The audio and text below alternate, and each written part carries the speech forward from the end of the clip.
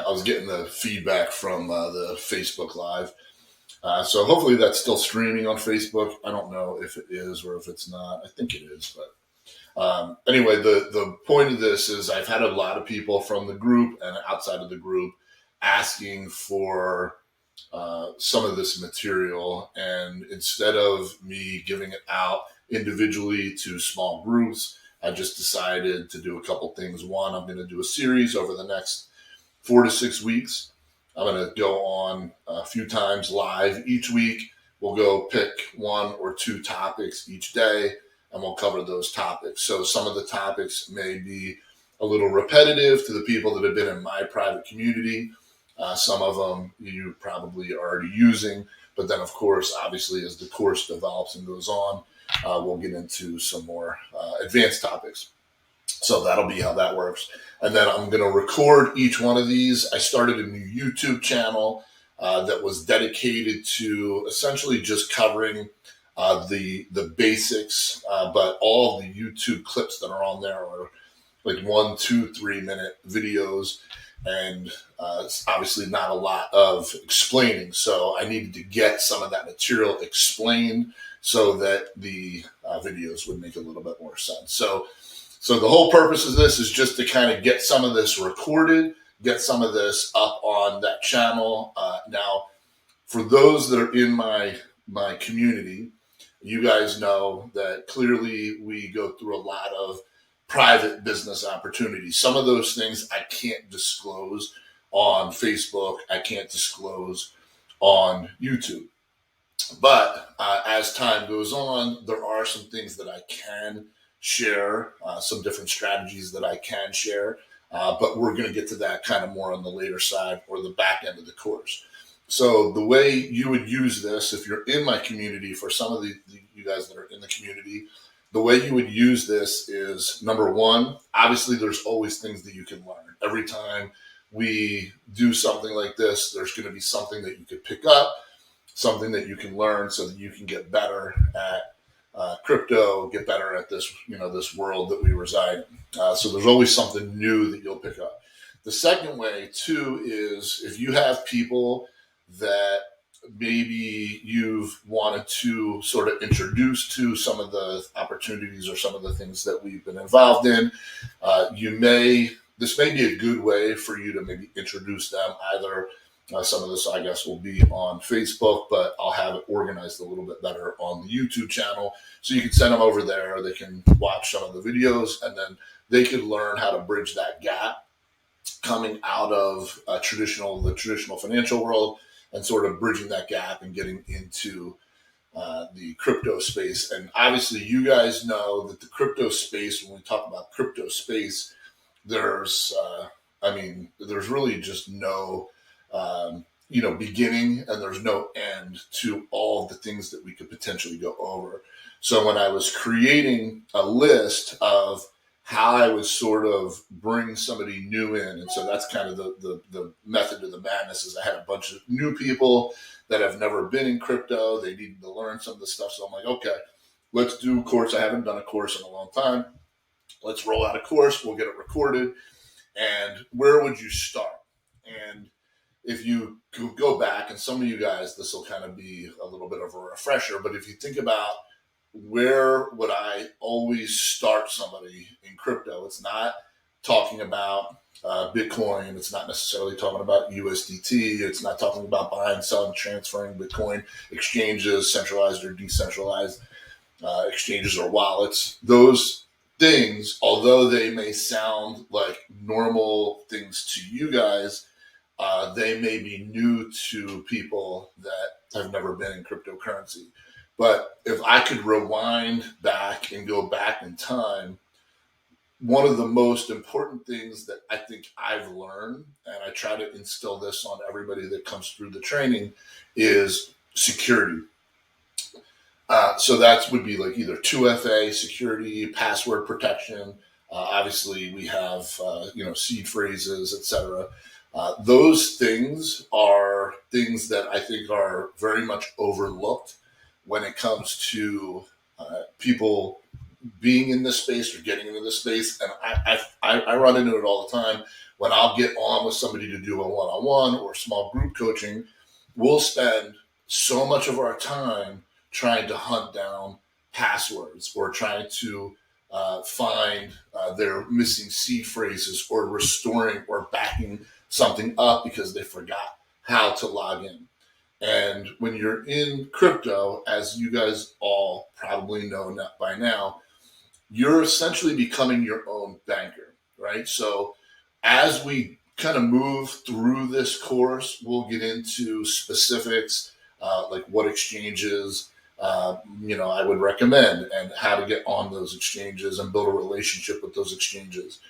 We'll get into the specific ways of what I think are best practices as far as being able to convert your US dollars into crypto and then moving crypto around, whether it's through centralized or decentralized wallets, and what are the differences between those things, because you can hear them, we say them, but do people really understand what those things mean? A lot of people don't understand what some of those things are. So we'll go through those things and make sure that everybody understands what are some of the best wallets that you can use, what are the best exchanges that you can use, and what are the best, cheapest ways to be able to convert your US dollars over to crypto, and then vice versa. How do you convert it back from crypto and turn it back into US dollars to go back in your bank, if that's what you want to do? I mean, once you've been in crypto, there are ways where you could use your crypto to pay bills, and that's something that I think would be new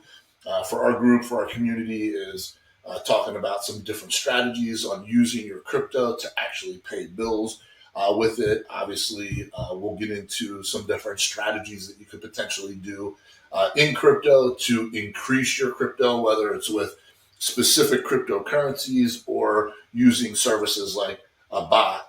And how do you do that, but then potentially keep your seed money safe? So there's so much really always to go over.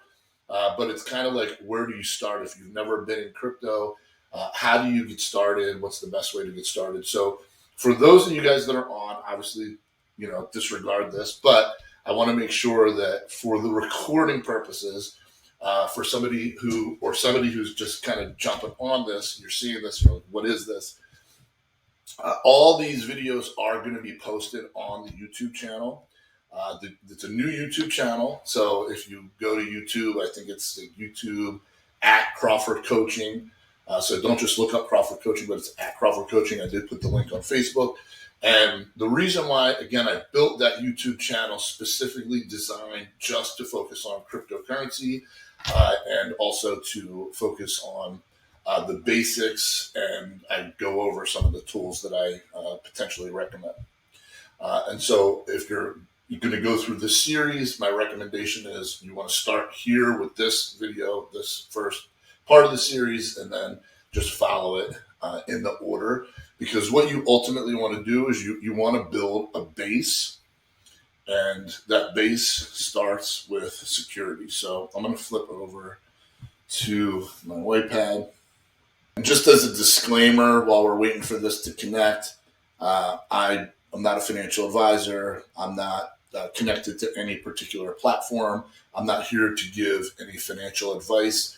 I'm simply offering some training. Normally, for this level of coaching, it would either be for my private community or I would do a paid course. But I've made some promises to people that I would get some of this stuff recorded. And so I figured once I made the commitment, I might as well commit to doing a real course over the next 4 to 6 weeks to cover a lot of the basics, which again, will start with very basic material for the people that are in my group already. A lot of this will be a little repetitive in the beginning, but then, as you know, we'll always grow that base and we'll get into some more advanced stuff. So if you've been with me, you've been a part of my group, you know that we will get advanced before you know it. So just bear with me, even if it's repetitive. Again, repetition is the mother of all skill anyway, according to Tony Robbins, and I do believe that. So there's always something for you to learn. Each one of these classes are going to go about 30 to 45 minutes. So we started around 12:30. We'll go to maybe 1:15. My plan is to maybe do these like maybe Tuesday, Thursday, maybe Friday or Saturday. So we'll try to do 2 to 3 classes a week, capture the material. And again, the material will always be posted in my private community. But in this instance, I'm actually going to be putting these on that new YouTube channel, which is YouTube at Crawford Coaching, in an effort to help people bridge the gap between traditional financial world and this world of cryptocurrency. So if you don't know anything, this is the place for you to be. Even if you do know cryptocurrency or you know enough just to be dangerous, this is a great place for you to learn a lot of the things that, quite frankly, were very hard to learn. And these things came at some extreme costs, which I'll explain here in a second. And so if you're running into this and you just happen upon it, maybe because you're friends with me on Facebook or somebody recommended you to this, you're in the right place to learn some really good information that'll help you avoid some of the costly mistakes that a lot of people make when they get into this world. So again, this world is crypto. Let's see. How's that? Crypto. All right. So there's really, in crypto, there's really so many different ways that we can go. But again, what I want to do is I want to essentially help you build a base strategy for getting into this world. So as much as I would love to start with some of the more exciting things, and I know everybody always wants to learn some of the advanced stuff, but before you learn the advanced stuff, you kind of have to build the base.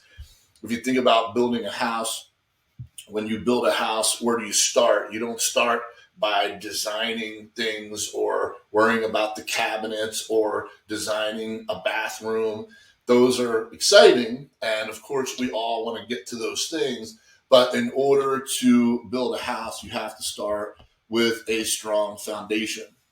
And the same thing, really, when you get into this world in cryptocurrency. When I first started, and I've been blessed to be surrounded by some amazing mentors in this space. Some I paid, some were just friends of mine that were willing to help me.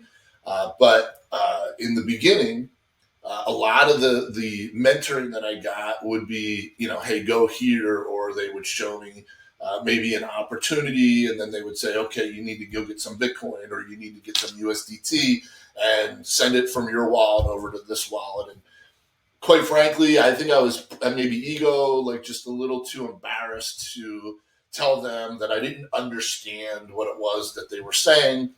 And so I would kind of leave the mentor, and then I would go try to figure it all out on my own.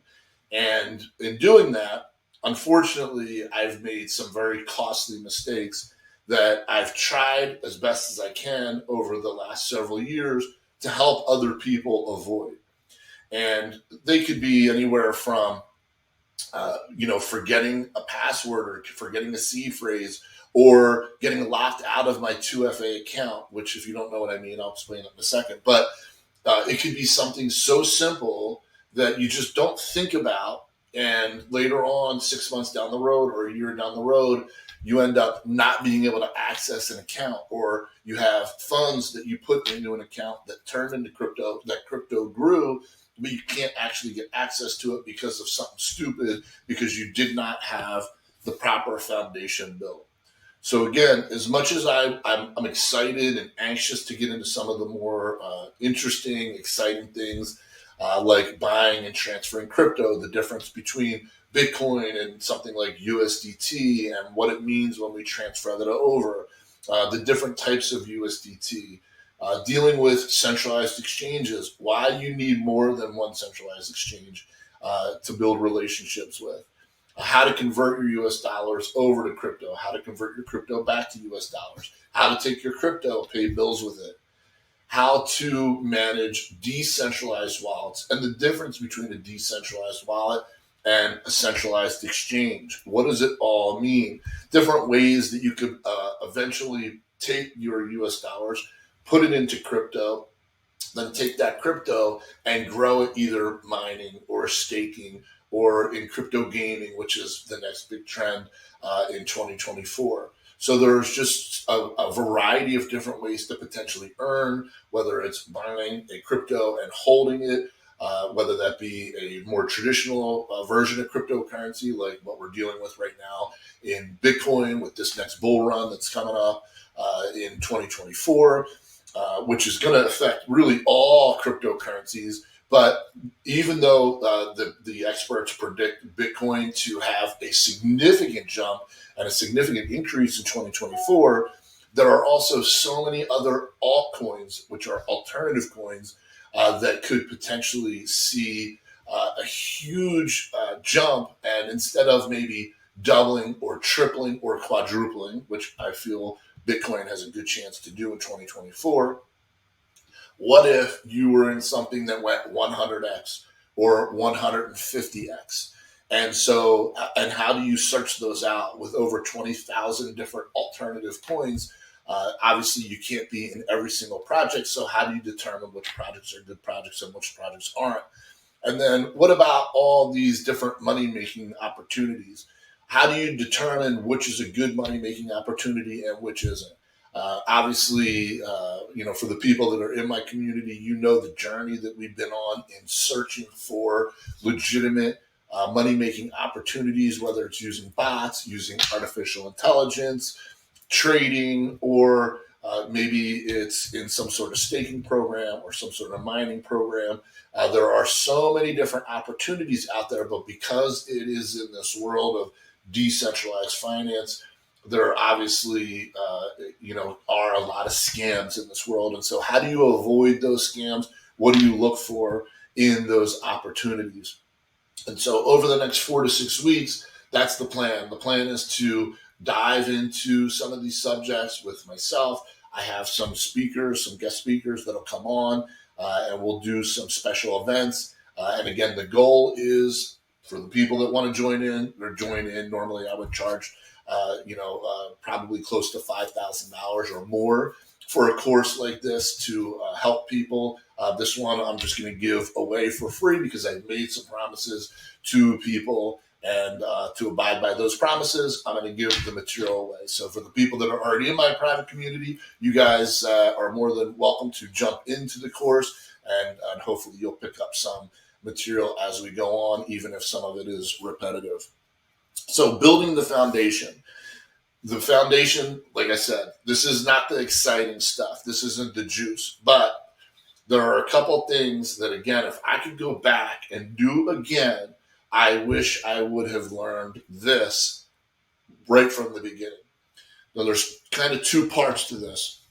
So there's something called 2FA, which stands for two-factor authenticator. So you might have heard of a two-factor authenticator, like Google has one. And then there's a Microsoft authenticator. There's Authy. There's a bunch of authenticators. If you just go Google authenticators, you'll see these authenticators. So what is an authenticator is, again, you're kind of in, so think of it this way: when you get into crypto, you're now in your own banking world. Like, you are now going to become the bank. So the best analogy I can give somebody with 2FA is when you go to log in to your bank account, whether it's Chase or Bank of America or TD Bank, it doesn't necessarily matter. A lot of times they'll send you a code, and it'll be like a one-time six-digit code, and you'll put that in, they'll send it to your email or they'll send it to your cell phone, and then you would put that in when you go to log in so that you can enter into your own bank account. Why do they do that? Well, the reason why they do that is because it's an extra layer of protection. Because if somebody were to potentially get your username, and if somebody were to potentially steal your password, if you did not have another layer of protection, then essentially somebody could get into your bank account and steal your money. So the banks, they have their own version of this two-factor authentication where they'll send you a code. So each time you go log in, they'll send you a code. Maybe they'll send it to your email. Maybe they'll send it to your cell phone. When you get into cryptocurrency, every account you go to set up, I don't care who it's with. I would say almost every, maybe not every, 98% of the accounts that you set up are going to require 2FA. And I know it's silly for the people that have gone through my stuff or in my community. You're saying, are we really going to start off with 2FA? But think about it for people that are outside of our space. They've never really heard these terms. They don't know what 2FA is, and they're not familiar with it. And anything you're unfamiliar with becomes it makes people nervous. And what we want to do is we want to calm everybody's nerves down and get them through some of these basic things so that they can actually have fun with this, so they can really start to make some money. But the only way you're going to do that is by learning and getting through some of these more basic things. So with 2FA, like I said, you could download a Google Authenticator. It's free. You just download it from the App Store. You can download a Microsoft Authenticator. Again, it's free. Authy, it's free. If you go in and just put Best Authenticator, you'll find that there are a few different authenticators. Now, one thing some people don't know is all these authenticators are kind of the same, meaning when you go to log into a new account, let's say if it's an exchange or let's say you're setting up a new account in crypto, they're going to have a QR code. You're going to scan that QR code with your new 2FA, and then it's going to spit out a 6-digit code. 1, 2, 3, 4, 5, 6. So it'll spit out a 6-digit code, and that 6-digit code that'll re-up like every 30 seconds or maybe every 60 seconds. It'll re-up with a new code. So it makes it very hard to crack that code because, again, even if somebody got your password and your username, they would also have to somehow get access to your authenticator. So the only way typically to get access to somebody's authenticator is to somehow have their phone or access to their phone. Now, there are some scams where, like with Coinbase, I know that this is a lot of people don't like Coinbase. I'm not a big fan of Coinbase, but Coinbase has a lot of scams. And one of the scams is that if you have a Coinbase account, sometimes it'll be a fake call, but they'll call you and they'll say, oh, I just sent you a code. I need you to read that code off to me. And there was a breach on your account or something. I don't know exactly how the scam works. But they'll call you to get that code. Here's a tip. No one will ever call you that's legitimate to ask you for that code. That is not something somebody would do. Coinbase is not going to reach out to you and ask you for your code. If somebody is calling you and asking you for your 2FA code, it is most likely some sort of scam. And there are so many ways to scam people. When you decide to become your own banker, yes, you are potentially earning interest rates that most people can't dream of. We'll just stay conservative and we'll say 8 to 10% a month is very, I think, realistic in this space where you can earn 8 to 10% a month.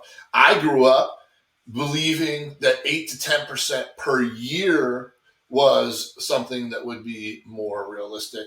I think a lot of people's programming would say 8 to 10% a year, and they can't even hear or believe or understand 8 to 10% a month. But yet, the people that are in this space, we know that 8 to 10% a month is a pretty realistic amount of interest that you could potentially earn on a monthly basis.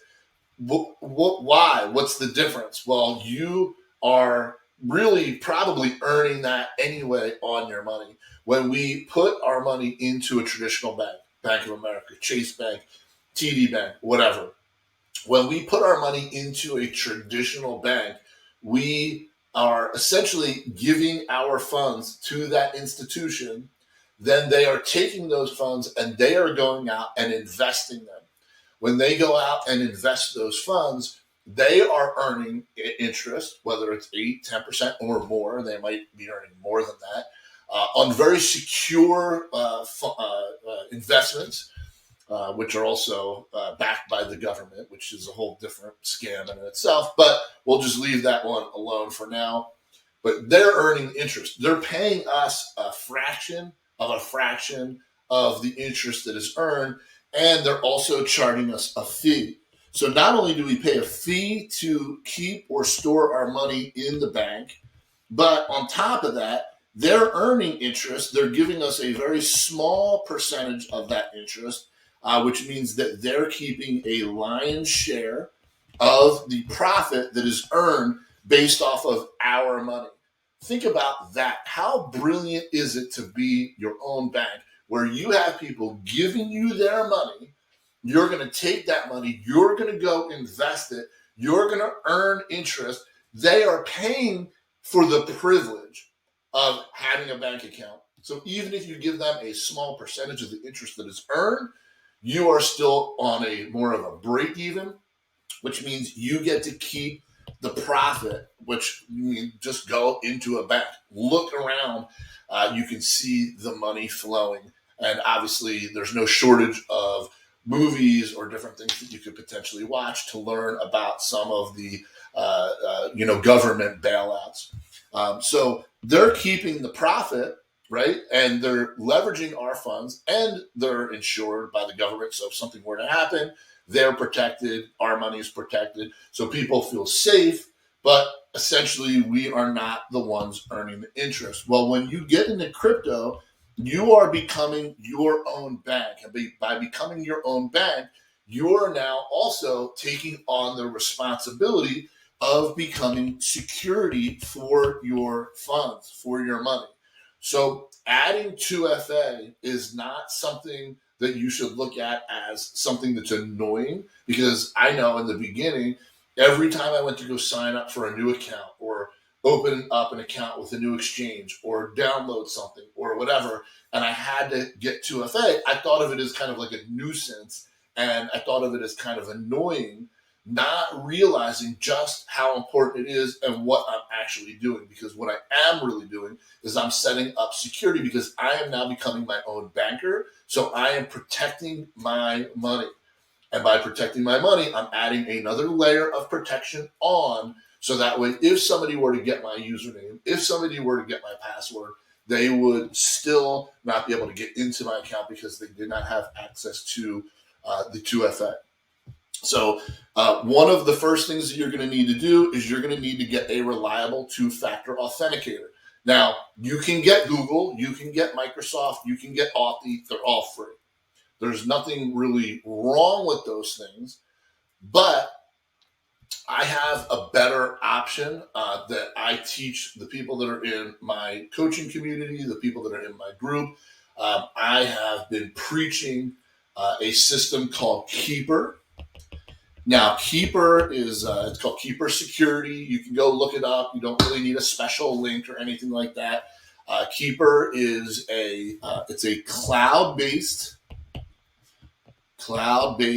password protection, or a password vault, I guess you would call it, right? So it's basically what it is. I think it's maybe like $50 a year, $75 a year. It's not crazy expensive. You download the app on your desktop. You could download the app from your phone. Instead of using the Google Authenticator or a Microsoft Authenticator, which could be jeopardized.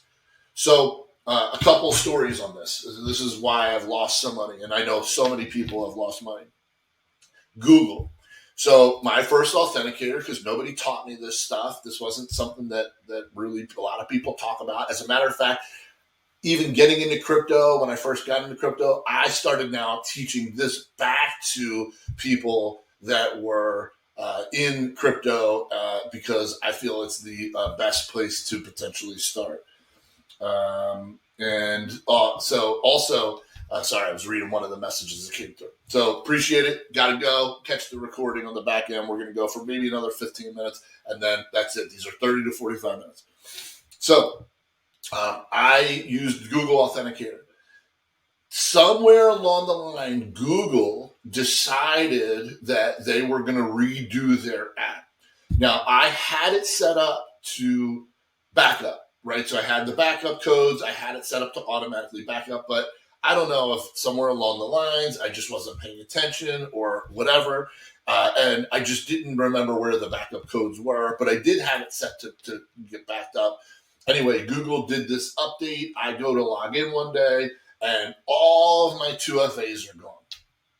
Now, each one of these accounts that I had set up in crypto, I set up 2FA.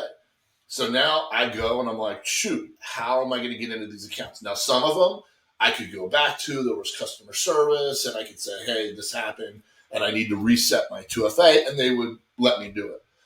There was one in particular. It was a decentralized, it's called a DeFi, decentralized finance.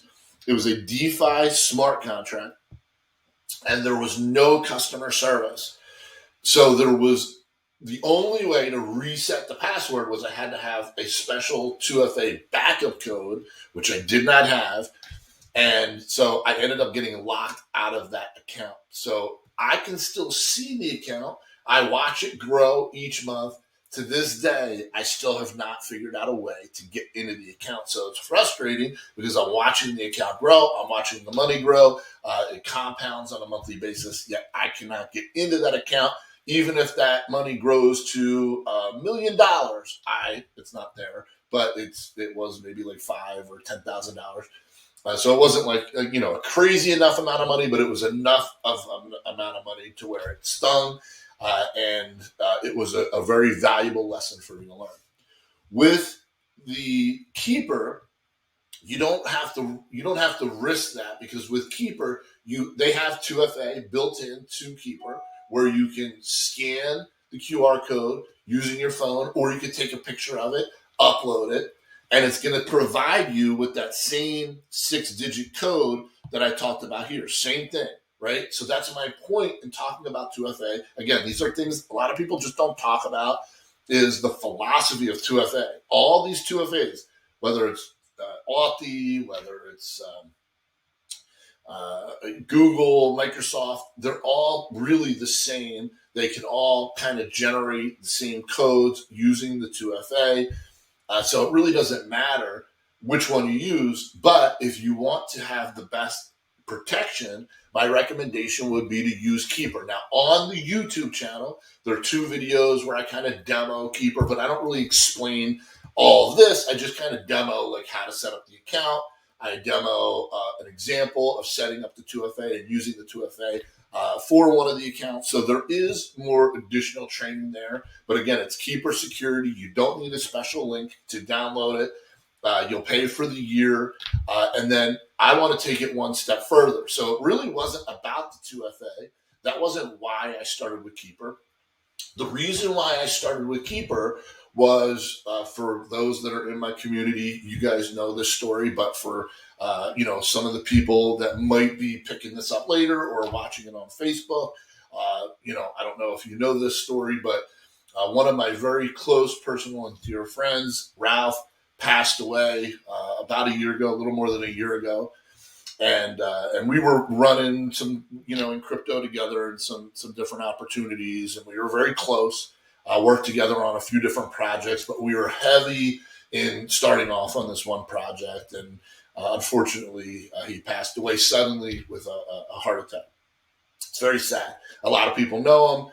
So, I'm not going to get into the depth of the story because I don't want to get emotional about it, but it was a very difficult time for a lot of us because it was very shocking to lose a friend like that. But there were a lot of lessons also in it. I became very close to some of the people in his family and a lot of his friends. We became very close. And one of the things that they needed help with was getting access to all of his crypto accounts. To this day, I guarantee you we've only uncovered about maybe 15, maybe 20% of his digital empire. I've been now working in this space for close to, I would say, 6, 7, maybe 8 years now. And I have so many accounts that if I were jotting my passwords down in notebooks or jotting down my seed phrases in notebooks, which I'll explain what a seed phrase is in a second. I would have filled multiple notebooks. That's kind of how we start, right? We start by jotting the stuff down. We don't even take it serious. We maybe take a couple screenshots when we're setting up an account. We maybe use the same password across different devices or different accounts. That is not responsible authority. If you are taking it seriously and you want to become your own banker, then you have to take security serious. And this, again, is why it's the foundation to building a successful digital empire. No matter where you start, eventually, if you're in this for long enough, it will grow into something a lot bigger. But ultimately, you're going to want that protection there. And so one of the lessons I learned when Ralph passed away was how to organize all of my passwords. So it's passwords, it's seed phrases, which I'll explain in a second, and it's 2FA. So I started by talking about the 2FA because I've actually found that to be the best thing that I've uncovered, was having now this vault, this password vault, where I could use the password vault to have the 2FA. So that way, if something happened to my phone, let's say I was in Dominican Republic, my phone got stolen. If somebody were able to get into my phone and get into my 2FA and they knew enough to be dangerous, they could have gotten into all my crypto accounts. They could have gotten into my decentralized wallet. They could have stole thousands and thousands of dollars off of me. So it's not just losing the phone, but that phone becomes your portal to being able to access all these things if you use a Google Authenticator, if you use a Microsoft Authenticator or Authy, or any of those free authenticators. My recommendation is spend the money, get Keeper, learn how to use their 2FA, which again, on the YouTube channel, there's some videos on how to do it. But you want to master using their 2FA, because if something were to happen to your phone, if something were to happen to your devices, if there was a fire, if your phones were stolen, compromised, whatever, you still can get into your Keeper account from anywhere because you got a master key password. You're going to log in with that one password. So you got to remember one password to get into Keeper. But then you'll have all of your passwords in Keeper. Now, the great thing that I've learned to love about Keeper is they do have something called a password scrambler. So if you ask me right now what my password was to log into my Facebook account, log into my Instagram account, log into my YouTube account, log into any of my crypto accounts, I wouldn't be able to tell you what that password was. All of my accounts, whether it's crypto, my electric bill, my gas bill, my car, anything that I have an account with is now in Keeper, in my password vault. So I have one password to be able to get in. So again, why did I bring up the story about Ralph? Well, when Ralph passed away and I learned how everything was kind of scattered all over the place. We didn't know where his passwords were. We knew were somewhere. And I showed his family how to access some of his older passwords. And luckily he kind of used a few passwords across different platforms. So we were able to get into some of the exchanges. We were able to get into some of the wallets and uncover some of his accounts, but not all of them. And I thought about it. I'm like, well, what would happen if I passed away? What would happen to my wife? What would happen to my family if I'm putting all this time, money, effort, energy into crypto and something happens to me, whether it was sudden like that or whatever? You never know. Every day is a blessing, right? So what if something were to happen to me? How would they get access? How would they even know? And if you really take the time, which I did, not only did I enroll and download Keeper, once I played with it a little bit, I set up a couple accounts. I used their password scrambler. So each time it was a new password. It would scramble, kind of like when you go on to Google, let's say, and Google says, do you want the advanced password? It would scramble the password for you. So, and you can change it or whatever, but it'll do it for you. You can put in, I want numbers, I want capital letters, I want, what are they called? Like exclamation points or money sign, symbols. right? So you can tell it what you want. You can tell it how many letters and numbers and symbols you want to go into the password. You can scramble it as many times as you want, but then once you save it, now you're going to use that password. So again, you need one password to be able to log into Keeper. When you log into Keeper, you now have access to all the accounts that you had set up. So what I did is I took this opportunity to go through every single account and I put it in there. And every one I went in, I logged in, I changed the password, I set up 2FA using Keeper, and I essentially migrated all of my accounts, crypto and non-crypto, all into one place. Therefore, if God forbid something did happen to me, now my wife and or my kids, all they need is that one password to get into Keeper and get access to all of my accounts. I even put the links to go to the account. I put special instructions. If there were pictures or something that I needed to upload, I would put them on there. Seed phrases. So a lot of these decentralized apps, like a decentralized wallet, like a MetaMask or a Trust wallet or Exodus wallet. If you don't know what those mean, I'll be going through that later on in the course. All of those have seed phrases. So a seed phrase is essentially 12 words, right? So it might be like the word force. It might be car, boat. It's just 12 words, and they're all kind of random words in a specific order, right? So it's 12 words that are random, but they're set for you in a specific order. So it's kind of an even more advanced way to recover your account. So if you ever needed to recover your account and get back in your account, lost password or whatever, you would use these 12 words. So when you set up those accounts, I recommend taking a screenshot and then uploading that into your Keeper vault, but then also typing out each one of the words in Keeper. So now you have them there. So now you have your password advanced, scrambled with letters, with numbers, with symbols. You can make it 100 digits wide if you wanted to. You don't need to do that. Probably 10 or 15 would be suffice. I think it starts off with 20 as your base. And it's so advanced that normally I can't even just pull it up and type it. I would have to copy it and send it to myself if I were to log in from somewhere else. But you can access Keeper on your phone, so you'll always have it. So as long as you have your one main password, they call it your master key password. You have your master key password. That way you can access in the Keeper. Take a day or 2 days to migrate all of these accounts over into Keeper. And that way, if God forbid something happened to you, your loved ones can log in. They would know all of the different accounts you have set up. They would know your login. They would know your password. They would have access to your 2FA and your seed phrases.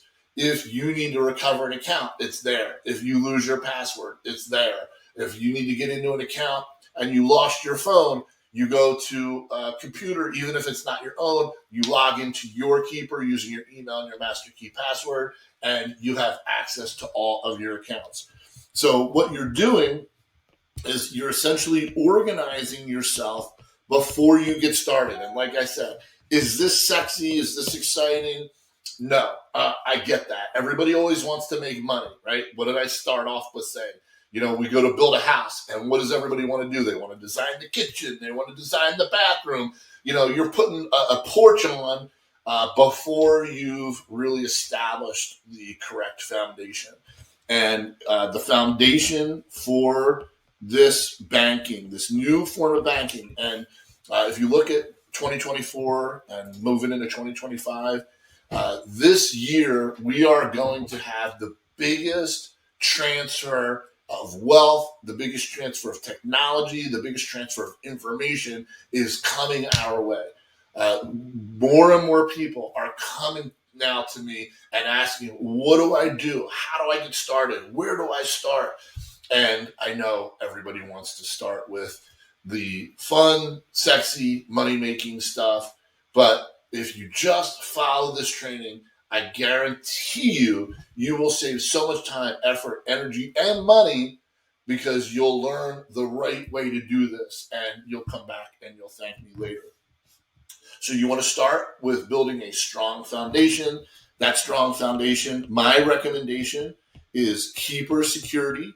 Now, there are other password vaults, but if you go to Keeper Security, look at their multiple white papers and their encryption, you'll see why I chose them.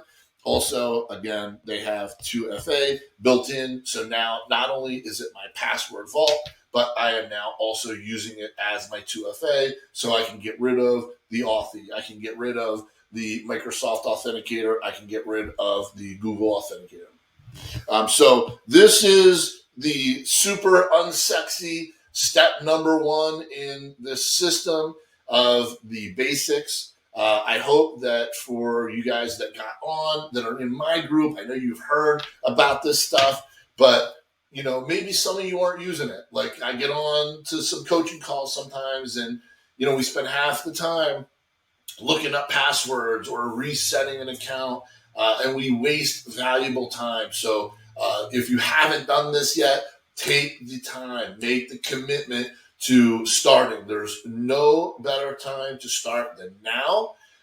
You want to make sure that you get this set up. It doesn't matter if you've already been in crypto, you have passwords, you know what I'm talking about. They're all over the place, or maybe you organize them into a notebook, but how do you really keep them safe? You want to make sure that you set up your password security vault. And my recommendation is Keeper Security, specifically because of their encryption and the fact that they have 2FA built in. Now, if you have a password vault and it has the 2FA built in and you're happy with the security and the encryption, fine. I'm not here to tell you I don't make a commission from Keeper. It doesn't matter to me whether you use them or somebody else. I just know that this has been one of the best kept secrets that I've picked up along the way. I teach it to everybody as their foundation so that we can now grow on it.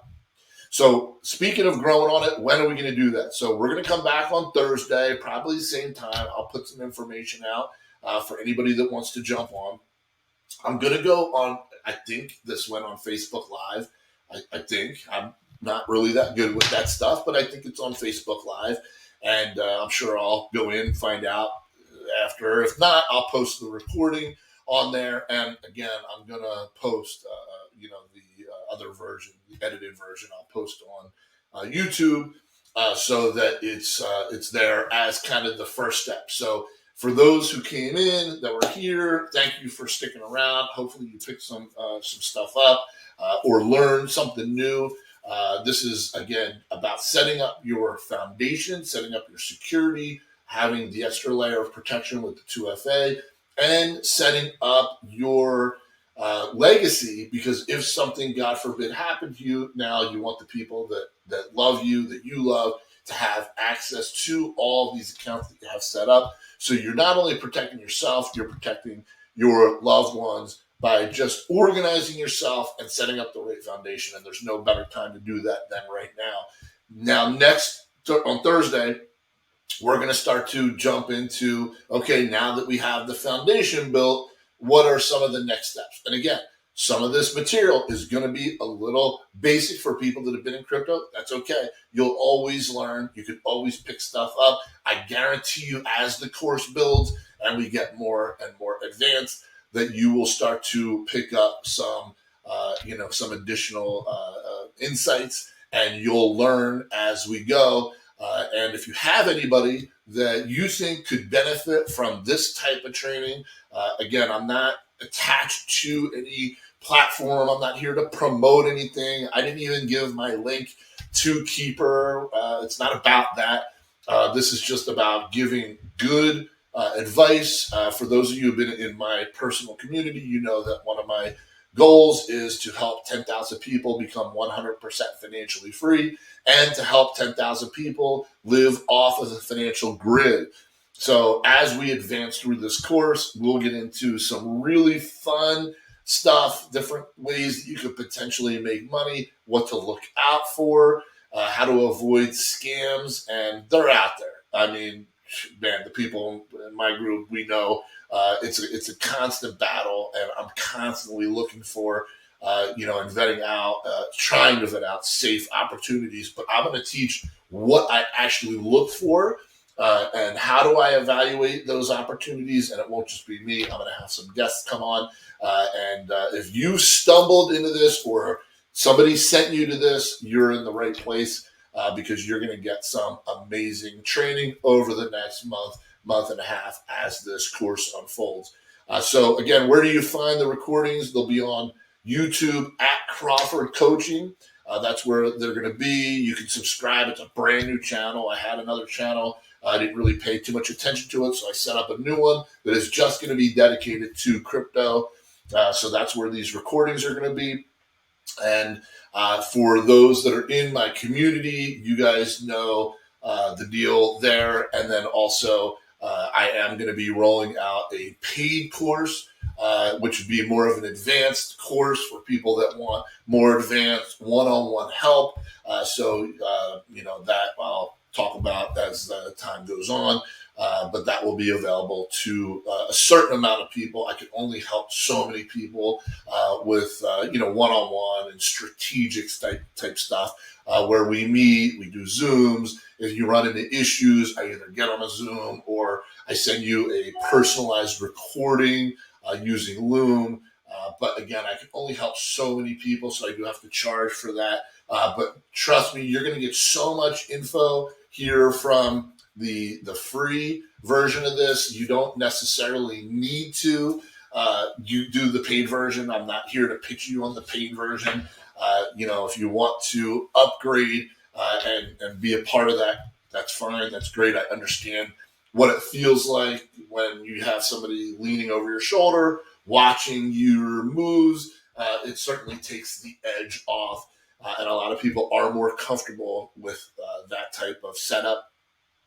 But we'll talk about that as time goes on. That's not the motivation for this. The motivation for this, again, is I made some promises to certain people that I would help them bridge the gap, enter into crypto, start with some basics, build a foundation, help them understand just how to set up their accounts, how to set up their security, how to transition from US dollars over to crypto, how to go from crypto back to US dollars so that you can take some of these profits you're earning, put them back in your bank account so it's real, how to pay bills with crypto, things that are kind of, for some people, you might say, oh, that's easy, I already know this. For some other people, you don't. We're going to get into the philosophy of cryptocurrency and why so many people are so excited about it, some of the predictions of things that are coming up this year.